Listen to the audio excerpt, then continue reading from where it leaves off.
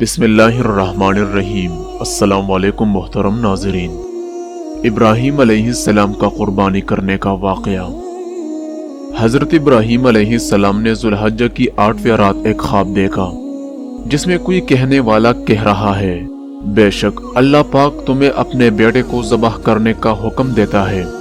آپ صبح سے شام تک اس بارے میں غور فرماتے رہے کہ یہ خواب اللہ پاک کی طرف سے ہے یا شیطان کی طرف سے۔ اسی لیے 8 ذو الحجہ کا نام سوچ بچار کا دن رکھا گیا۔ 9ویں رات پھر وہی خواب دیکھا اور صبح یقین کر لیا کہ یہ حکم اللہ پاک کی طرف سے ہے۔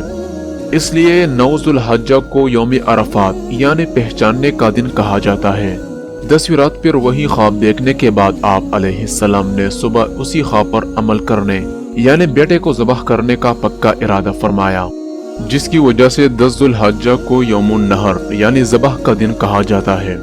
اللہ پاک کے حکم پر عمل کرتے ہوئے جب سیدنا ابراہیم علیہ السلام اپنے پیارے بیٹے حضرت اسماعیل علیہ السلام، جن کی عمر اس وقت 7 سال یا 13 سال یا اس سے تھوڑی زائد تھی، قربان کرنے کے لیے لے کر چلے، شیطان ان کی جان پہچان والے شخص کی صورت میں ظاہر ہوا اور پوچھنے لگا، اے ابراہیم کہاں کا ارادہ ہے؟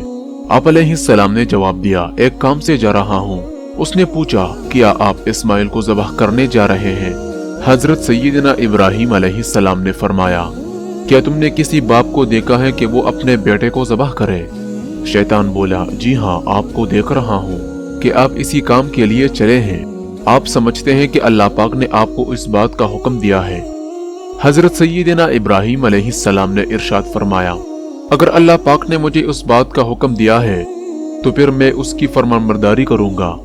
یہاں سے مایوس ہو کر شیطان حضرت اسماعیل علیہ السلام کی امی جان کے پاس آیا اور ان سے پوچھا، ابراہیم آپ کے بیٹے کو لے کر کہاں گئے ہیں؟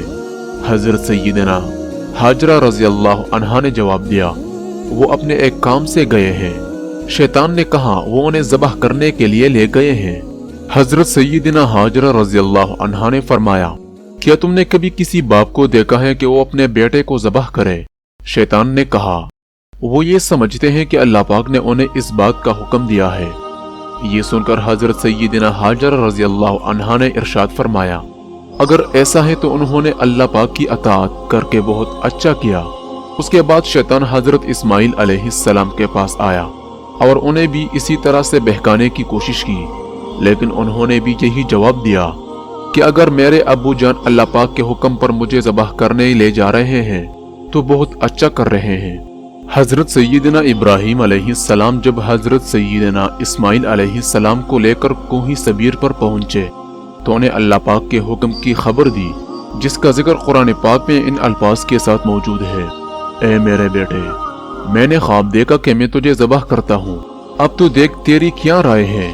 کہا، اے میرے باپ کیجئے جس بات کا آپ کو حکم ہوتا ہے، خدا نے چاہا تو قریب ہے کہ آپ مجھے صابر پائیں گے۔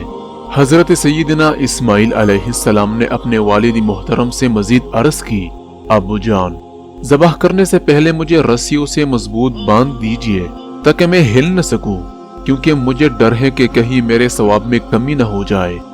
چھری خوب تیز کر لیجئے تاکہ میرے گلے پر اچھی طرح چل جائے، یعنی گلا فوراً کٹ جائے، کیونکہ موت بہت سخت ہوتی ہے۔ آپ مجھے ذبح کرنے کے لیے پیشانی کے بل لٹائیے گا، یعنی چہرہ زمین کی طرف ہو، تاکہ آپ کی نظر میرے چہرے پر نہ پڑے، اور جب آپ میری امی جان کے پاس جائے تو انہیں میرا سلام پہنچا دیجئے گا، اور اگر آپ مناسب سمجھے تو میری قمیص انہیں دے دیجئے گا، اس سے ان کی تسلی ہوگی اور صبر آ جائے گا۔ حضرت سیدنا ابراہیم علیہ السلام نے ارشاد فرمایا، اے میرے بیٹے، تم اللہ پاک کے حکم پر عمل کرنے میں میرے کیسے عمدہ مددگار ثابت ہو رہے ہو۔ پھر جس طرح حضرت سیدنا اسماعیل علیہ السلام نے کہا تھا ان کو اسی طرح باندھ دیا، اپنی چھری تیز کی اور حضرت اسماعیل علیہ السلام کو پیشانی کے بل لٹا دیا، ان کے چہرے سے نظر ہٹا لی اور ان کے گلے پر چھری چلا دی، لیکن چھری نے اپنا کام نہ کیا، یعنی گلا نہ کاٹا۔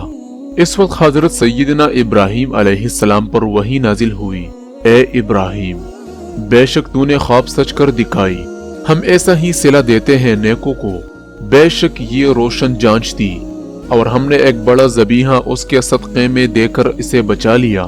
حضرت سیدنا ابراہیم علیہ السلام نے جب حضرت اسماعیل علیہ السلام کو ذبح کرنے کے لیے زمین پر لٹایا تو اللہ پاک کے حکم سے حضرت سیدنا جبرائیل علیہ السلام بطور فدیہ جنت سے ایک دمبا لیے تشریف لائے اور دور سے اونچی آواز میں فرمایا اللہ اکبر اللہ اکبر۔ جب سیدنا ابراہیم علیہ السلام نے یہ آواز سنی تو اپنا سر آسمان کی طرف اٹھایا اور جان گئے کہ اللہ پاک کی طرف سے آنے والی آزمائش کا وقت گزر چکا ہے اور بیٹے کی جگہ فدیے میں دمبا بھیجا گیا ہے، لہٰذا خوش ہو کر فرمایا لا الہ الا اللہ واللہ اکبر۔ جب حضرت سیدنا اسماعیل علیہ السلام نے یہ سنا تو فرمایا اللہ اکبر وللہ الحمد۔ اس کے بعد سے ان تینوں حضرات کے ان مبارک الفاظ کی ادائیگی کی یہ سنت قیامت تک کے لیے جاری و ساری ہو گئی۔